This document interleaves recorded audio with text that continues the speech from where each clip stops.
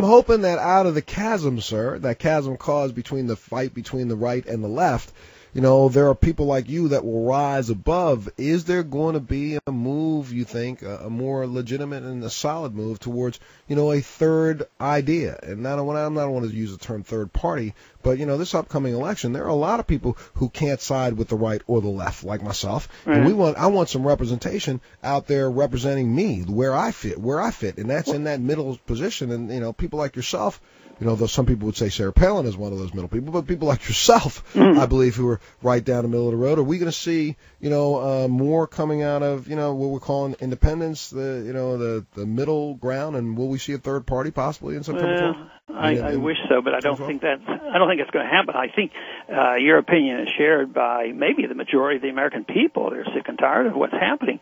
But the system is so well ingrained that the two parties, just like we've been talking about foreign policy really didn't change, from one administration to the next. But the system, the political system, we brag about our wonderful system and we send troops over and they get killed promoting democracy. But if we come to this conclusion that there's not a whole lot of difference between the two parties and we need another option, we don't have an equal chance of getting our message out. The media doesn't cover the third party system. You can't get into the debates. It's very, very difficult if you're trying to do it. I mean, Ralph Nader has faced this as well as the libertarians, all the third parties who try to get this message out, and they can't do it because the laws are so biased. It's very difficult unless Ross Perot did reasonably well offering a third option, but he was a billionaire. So it doesn't offer it to the average person to compete with the two parties. And even though the two parties are very similar, it's a power struggle. I mean, they do compete for power. From within also. Now, with Sarah Palin out here right now, obviously not really tied to and aligned to, and no one's claiming her. She's raising a war chest that's kind of crazy with thousands of people showing up at book signings all chanting Sarah run, Sarah run. Do you think that there's a glimmer of hope in the fact that she will legitimize, whether she ever runs or not, she'll legitimize the fact that another voice needs to be heard? Oh, well, I think so. You already have done that, but I'm sorry that she's got to be the one because, she's getting more fodder, more television time. Yeah, but from my viewpoint, I think her tone is different, and she represents some people who are very disgruntled and discouraged. But, I don't think her foreign policy is any different. You see, to sort of go along with the neoconservative viewpoint. I still, think she serves a benefit just because she's challenging the status quo.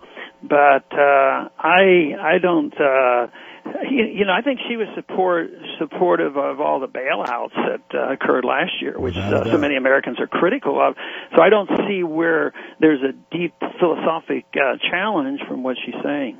Okay, now look, I got one more thing, and I know you have to go, and I've got to take a break, but I got to ask you this question. Do you know that we just signed with jobless, unemployment on an all-time high right now in the last 25 years? We can't create jobs. The president's going to do a job commission here, a summit next month, and we find out that the U.S. government has just signed a multi-billion-dollar contract with the Chinese government, a Chinese construction engineering company. One of the largest contractors in China was awarded $100 million to do subway ventilation project in Manhattan, and it's also doing some other construction here in this country. We have jobs. Why are we letting a Chinese subcontracting company or a Chinese engineering company in here to the United States to do something that Americans could be doing? Well, that's a pretty darn good question. It's a sign of the times, and it's sort of a sad sign because if we can't do it or we don't have the sense to make sure that we do it ourselves, there's something seriously flawed with our system.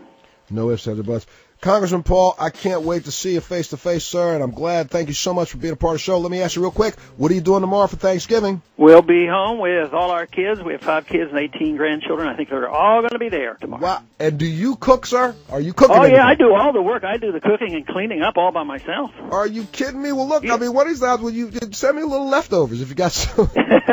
No, I have to admit that I take it pretty easy, and others do all the work for the whole family. All right, sir. Well, I want you and your family off from all of us here at Montel Across America. I want you and your family to have a wonderful Thanksgiving. Got to take a little break. You're listening to Montel Across America. Give it up for Congressman Ron Paul. We'll be back right after this.